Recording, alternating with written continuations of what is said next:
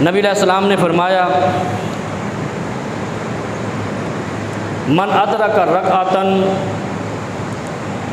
من الصلاۃ فقد ادرک الصلاۃ، جس نے ایک رکعت پا لی اس نے نماز پا لی، جماعت کے ساتھ نماز پا لی، یعنی 27 نمبر والی نماز پا لی۔ اب اس میں تعویل کیا ہے؟ تعویل میں سمجھا رہا ہوں، بھی جمعہ شروع کریں گے۔ تعویل یہ ہے کیونکہ رکعہ کا لفظ آیا ہے تو مولویوں نے بیچ میں سے نکالا کہ جو رکوع پا لے اس کی رکعت ہو گئی۔ سنا ہوگا آپ نے، اکثر لوگ بھاگ کے رکوع میں شامل ہوتے ہیں، تھک رکعت ان کے باپ کی ہے نا پوری ہو گئی، اور پورے مسلک بنے ہوئے ہیں، فرقے بنے ہوئے ہیں، بھائی اس نے رکوع پانے والا فرقہ، یہ رکوع نہ پا کر جماعت کرانے والا فرقہ، یہ قیام کو لازم کہنے والا فرقہ، اور کوئی سجدے میں بھی آ گیا تو فرقہ۔ اس حدیث کی تعویلیں کی ہوئی۔ اچھا، اب ایک رکعت میں کیا ہے؟ قیام ہے، رکوع ہے، سجدہ ہے، ایسے ہی ہے۔ اب ایک فرقہ آتا ہے وہ کہتا ہے جس نے سجدہ پا لیا اس کی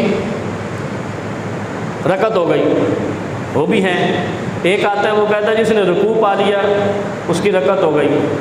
ایک آتا ہے جس نے تکبیر تحریمہ اور قیام پایا تب رکعت ہوگی۔ اب یہ تین گروہ بن گئے، حدیث ایک ہے، فرمان نبوی ایک ہے۔ یہ ہے تعویل۔ سیدھا لفظ کو سمجھنے میں تکلیف کیا ہے؟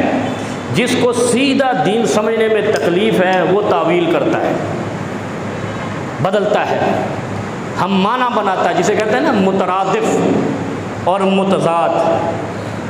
اب وہ مترادف معنی کے حساب سے نبی علیہ السلام کے دین میں جب تعویل کرتا ہے تو دین کی جو ہے نا حاکمیت اور دین کا جو نبی علیہ السلام کا فیصلہ ہے وہ بدلتا جاتا ہے۔ ایک وقت ایسا آتا ہے بدل کر ہی رہ جاتا ہے۔ جیسے نبی علیہ السلام نے فرمایا مجھ پر درود بھیجو، بس درود بھیجو۔ اب درود نبی علیہ السلام نے بھی پڑھا، خود نبی علیہ السلام کے صحابہ نے بھی پڑھا۔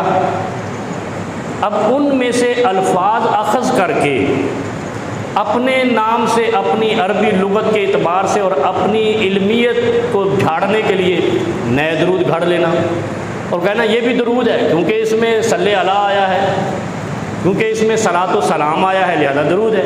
لیکن انہوں نے اپنے من کی مرضی پوری کی ہے لہذا یہ تعویل ہے۔ ایک لفظ حدیث مصطفیٰ سے لیا، باقی اپنی مرضی کے داخل کر دیے، یہ ہوتی ہے تعویل۔ جس چیز سے صرف نبی علیہ السلام نے نہیں، اس تعویل سے خود خدائے پاک نے بھی منع کیا ہے کہ میرے محبوب کے دین میں یا میرے حکموں میں تعویل نہیں کرو۔ جیسے ہفتے والے دن مچھلی پکڑنے سے منع کیا یہودیوں کو، انہوں نے کیا کیا؟ اس سے کیا ہوگا؟ پھر کیا ہوگا؟ جیسے ابھی کہتے ہیں نا، کسی کو کہیں نا یار ایسا نہیں کرو تو کر لینے سے کیا ہوگا؟ پھر کیا ہو جائے گا؟ یہ جو پھر کیا ہو جائے گا یا کر لینے سے کیا ہوگا، یہ چھلانگ ہے، یہ وہ بارڈر عبور کرنا ہے جس کی حد بندی نبی علیہ السلام نے نافذ کی ہے۔ قرآن میں آتا ہے فَلَا وَرَبِّكَ لَا يُؤْمِنُونَ حَتَّى يُحَكِّمُوكَ فِي مَا شَجَرَ بَيْنَهُمْ۔ اب دیکھو اس کی مثال میں ایک اور مثال نبی علیہ السلام کے فرمان سے دیتا ہوں۔ نبی علیہ السلام نے فرمایا صبح کی نماز کے بعد طلوع آفتاب تک کوئی نماز نہیں پڑھنا، ایسے ہی۔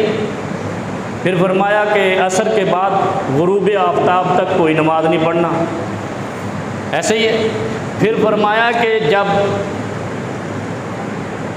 استواء آفتاب ہو، زوال کا وقت ہو، اس وقت کوئی نماز نہیں پڑھنا۔ یا رسول اللہ یہ کیا آرڈر ہے؟ عصر کہاں پہ ہے، مغرب کہاں پہ ہے؟ فجر اول وقت میں کہا گیا ہے، کہاں ہم اول وقت میں فجر پڑھیں اور پھر وہ سورج طلوع ہونے کا انتظار کریں، کچھ بھی نہ پڑھیں، مسجد میں بیٹھے رہیں اور اس کے بعد اشراق پڑھیں، اتنا گیپ کریں۔ اب آگے نا تعویلیں، کچھ تو پڑھ لیں، کچھ تو کر لیں، چلو اور صحیح 2 رکعت پڑھ لیتے ہیں۔ یہ ہے تعویل۔ حکم کیا ہے؟ فجر کی نماز کے بعد طلوع آفتاب تک کوئی نماز نہیں پڑھنا۔ کیوں؟ یہ ذاتی اعتبار سے نہیں ہے، یہ نماز کی خرابی کے، یہ وقت کی خرابی نہیں ہے، یہ نماز کی خرابی ہے۔ یہ دیکھیں فجر پڑھ لیتے ہیں ہم، کتنے بجے پڑھتے ہیں؟ 5 بجے۔ سورج نکلتا ہے 5:45 کے بعد، اب تو یہ آدھا گھنٹہ بچ گیا ہے۔ اس آدھے گھنٹے کو کیا کہیں؟ وقت کی خرابی ہے یا نماز کی خرابی ہے؟ یہ نماز کی خرابی۔ وقت تو وہی ہے جو عام وقت چلتا ہے، جو جب بھی چلے گا وقت چلتا ہے۔ نماز کی خرابی کیوں ہے؟ اس لیے کہ جب سورج طلوع ہوتا ہے تو اس وقت شیطان کی عبادت کی جاتی ہے، ایسے ہی ہے۔ اب یہاں سے اور ایک وطن ہے نا، ایک وطن الاصلی ہے جسے کہتے ہیں، وطن القیام ہے، وطن الاقامہ ہے، جہاں آپ رہتے ہیں اس کا وقت منتخب کریں۔ اس جگہ پہ، اس ایریے میں جہاں آپ محدود ہیں، اس وقت میں آپ عبادت نہیں کر سکتے جس وقت یہ خطرہ ہو کہ کراچی میں 5:40 پہ ہے اور حیدرآباد میں 5:30 پہ سورج غروب ہو رہا ہے، لہذا یہاں پہ شیطان کی عبادت ہو رہی ہے پڑوس میں۔ طلوع، استواء آفتاب اور عین غروب کے وقت شیطان کی عبادت ہوتی ہے زمین پہ، جو شیطان کو ماننے والے ہیں، جو کل دجال کے ساتھ ہوں گے۔ لہذا نبی علیہ السلام نے فرمایا کہ یہ اتنا وقت ہے، اس میں عبادت نہیں کرنا، مبادا کہ کہیں تمہاری ایک ٹکر وہاں جا کر نہ لگ جائے کہ جو ایک سجدہ ہے وہ شیطان کے کھاتے میں چلا جائے۔ کتنی احتیاط ہے اس کے، دیکھیں احتیاط کتنی ہے۔ وقت سے پہلے روک دیا، نہ کوئی کام نہیں کرنا، ورنہ کر لیتے تو کیا حرج ہے، بہت ٹائم ہے۔ لیکن پھر ایک جبری حالت بھی فرمائی کہ اگر تمہاری نماز جا رہی ہے اور تم جاگ رہے ہو تو یہ اجباری حالت ہے، جبری حالت ہے، مجبوری والی حالت ہے۔ اب اس میں کیا کرنا ہے؟ پھر وہ حدیث آئی، من ادرک رکعۃ من الصلاۃ فقد ادرک الصلاۃ، جس نے ایک رکعت کامل پائی، وہ ان کو کہتے ہیں نا یار لوگوں کو کہ سورہ فاتحہ کے بغیر نماز نہیں ہوتی، وہ امام ہو یا مقتدی ہو، فاتحہ پڑھنی ہے ہر بندے نے۔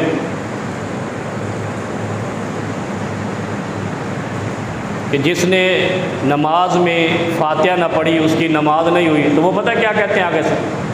نماز ہو جاتی ہے، کامل نہیں ہوتی۔ نماز ہو جاتی ہے، کامل نہیں ہوتی، تھوڑی مشکوک ہوتی ہے۔ تو مشکوک چیز کے نمبر کہاں ملتے ہیں؟ قرآن تو کہتا ہے الف لام میم ذالک الکتاب لا ریب فیہ، یہ قرآن میں کوئی حرف بھی مشکوک نہیں ہے۔ تو جس دین کو تم مانتے ہو وہ تو اصول ہی اس پہ قائم ہے کہ اس میں کوئی شک والا کام ہے ہی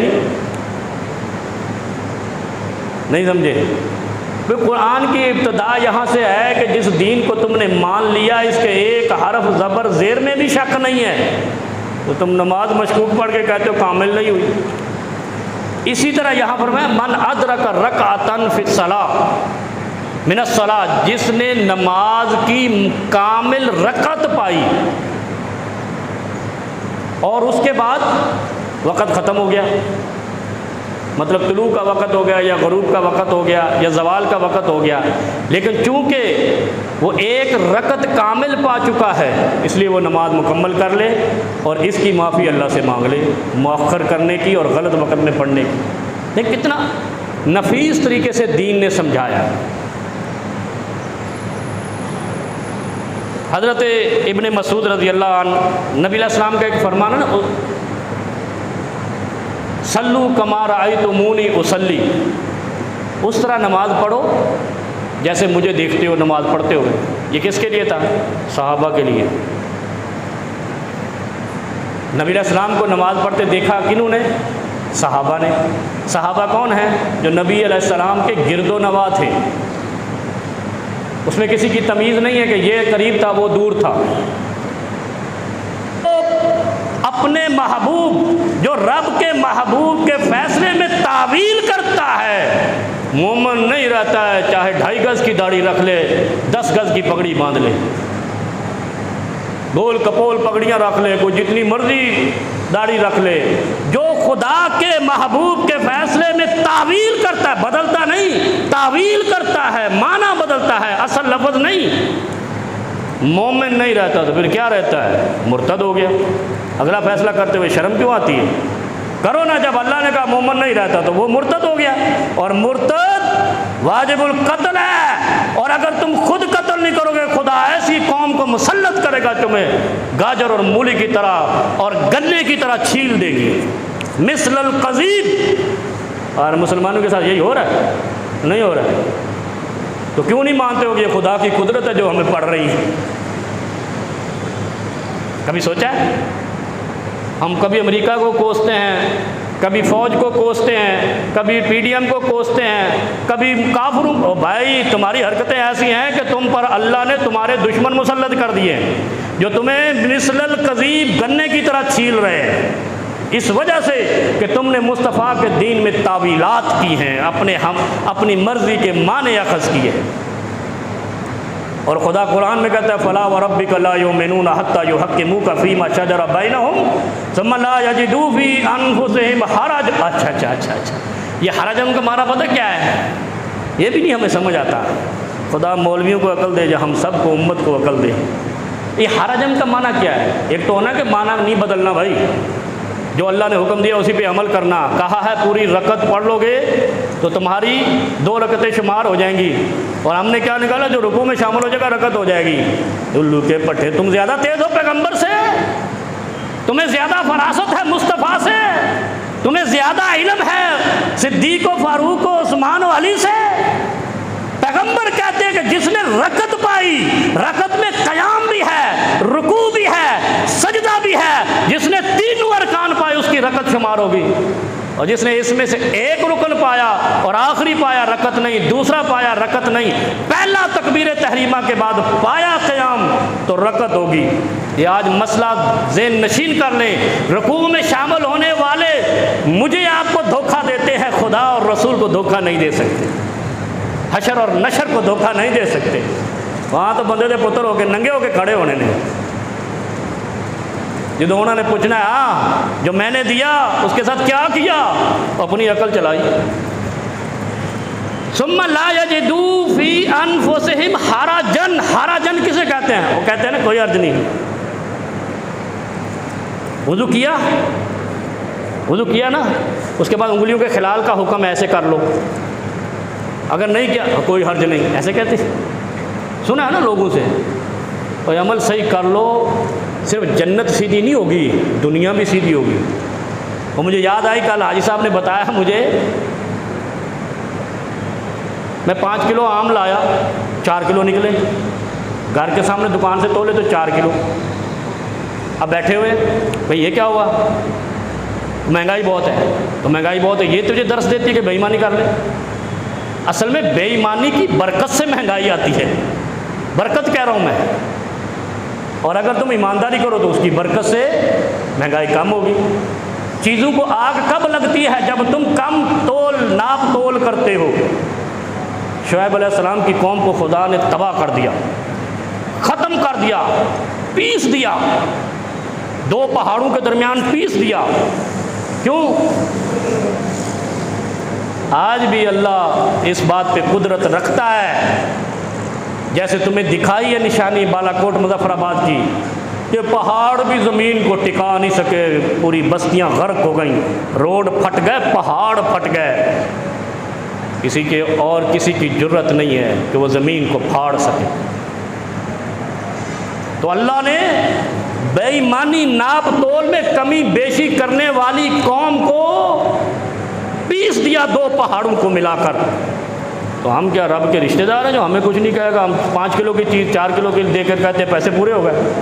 پھر اعتراض کس پہ کرتے ہیں؟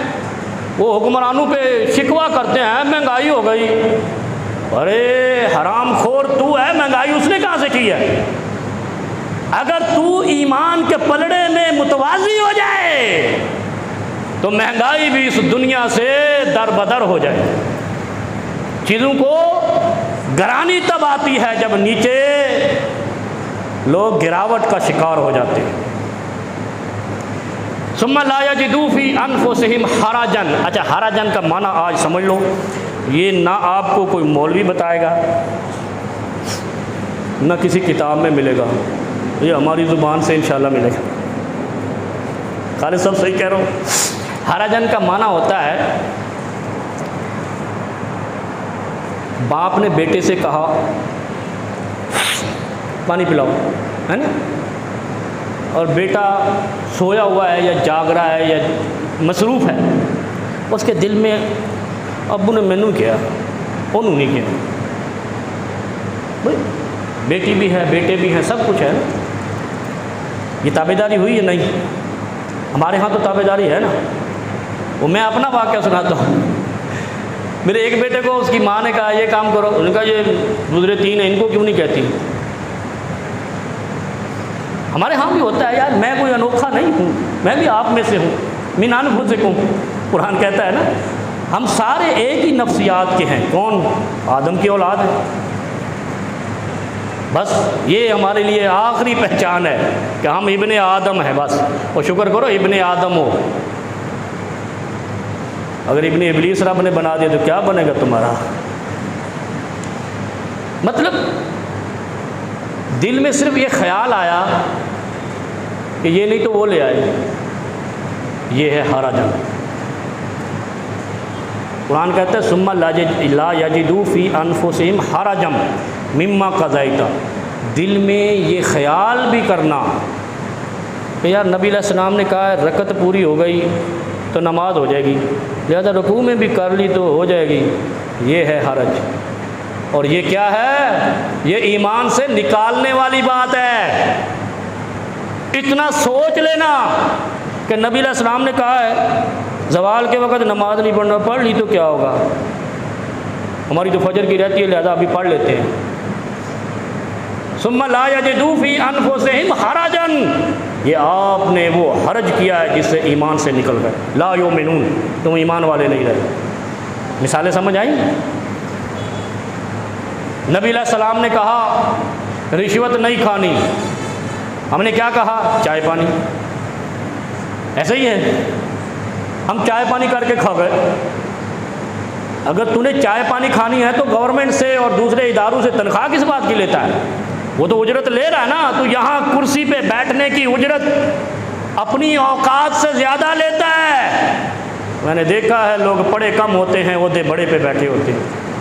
کم تعلیم والے بھی افسر بنے ہوتے ہیں. آپ کے ملک میں یہاں پیون بھرتی ہونے والا ڈی جی پارکس بنا تھا، لیاقت کیمخانی تھا اس کا نام. نام لے لیتے، کون سی قیامت آ جائے گی؟ برائی کی نام لینی چاہیے. ایک آدمی ڈی جی کے عہدے پہ وہ پکڑا، کسی عمران خان کے دور میں پکڑا گیا تھا. وہ جب وہ چھانٹی لگائی تھی نا، چھلنی، اس نے پتہ چلا پیون بھرتی ہوا تھا، ڈی جی بن گیا. یہ ظلم ہوا ہے. کم اوقات والوں کو بھی پھر بھی رشوت. اور کیا کہا؟ یہ ہم جو اضافی کام کرتے ہیں اس کی محنت ہے، رشوت. ہائے ہائے ہائے، چائے پانی. یہ ہے لا یؤمن. اچھا ہم نے کیا سمجھ رکھا؟ بندہ مومن رہے گا جو مرضی. اور یار مسلم اور مومن میں فرق ہے. مسلم کیا ہے؟ وہ یسلموا تسلیما. ہم نے اسلام کو دین برحق سمجھ لیا، بس یہ مسلم ہے. نحن المسلمون، سارا پاکستان. یہ تو وہ ہندو بھی مانتے ہیں، وہ بھی مسلمان ہیں. کیوں؟ وہ آپ کے آئین کو مانتے ہیں، تسلیم کرتے ہیں. ہم نے جیسے اسلام کے آئین کو جس حد تک مانا ہے نا، ہندو اور یہودی اور یہ جو پاکستان میں رہنے والی اقلیت ہے یہ بھی مانتے ہیں. یہ پاکستان کے آئین کے مسلم ہیں، ہم مصطفیٰ کے دین کے مسلم ہیں. تسلیم کرتے ہیں بس. اس کو اس سے زیادہ مانا نہیں دیا کرو مسلمان ہے. اصل امتحان مومن کا ہونا ہے اور کافر کا ہونا ہے. اصل چھلنی ان پہ لگنی ہے کہ مومن ہوتے ہوئے دل میں حرج تو نہیں کیا تھا کہ نبی علیہ السلام نے فرمایا ہے صبح کی فرضوں کے بعد نماز نہیں پڑھنا، اگر پڑھ لی تو کیا ہو سی؟ یہ ہے وہ شک نبی علیہ السلام پر، اور ایمان میں شک، ایقان میں شک، نبی کے دین میں شک، نبی کے دین پہنچانے پہ شک۔ کتنا بڑا گستاخ ہے یہ شخص کہ جو رسول اللہ صلی اللہ علیہ وسلم کی لائی ہوئی شریعت میں شکوک و شبہات پیدا کر کہتا ہے کوئی نہیں ایسے بھی ہو جائے تو خیر۔ اچھا ایک بات اور بتاؤں، جب بھی کسی سے بات ہو نا، اچھا یہ ہمارے ہاں بڑا مسئلہ ہے،